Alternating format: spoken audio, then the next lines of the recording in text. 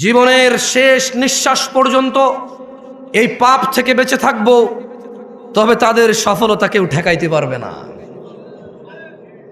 ফামান যুহজিহা আনিন নার ওয়া উদখিলাল জান্নাহ, যেই ব্যক্তি আগুন থেকে মুক্তি পেল, জান্নাতে প্রবেশ করলো, ফাকাদ ফাজ, আল্লাহ বলছে সে জিতে গেল, সে জিতে গেল।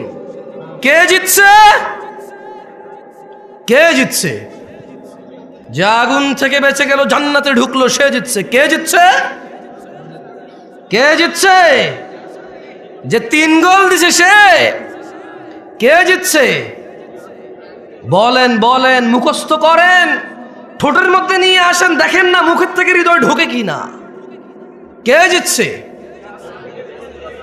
নাকি যে ছক্কা মারছে? কে জিতছে? নাকি যে চাকরি পাইছে? কে জিতছে? নাকি যে নেতা হইছে? কে জিতছে? নাকি যে ব্যবসায়ী হইছে? কে জিতছে? যার বাপের 20 বিঘা জমি সে, নাকি যে আগুন থেকে মুক্তি পাইছে?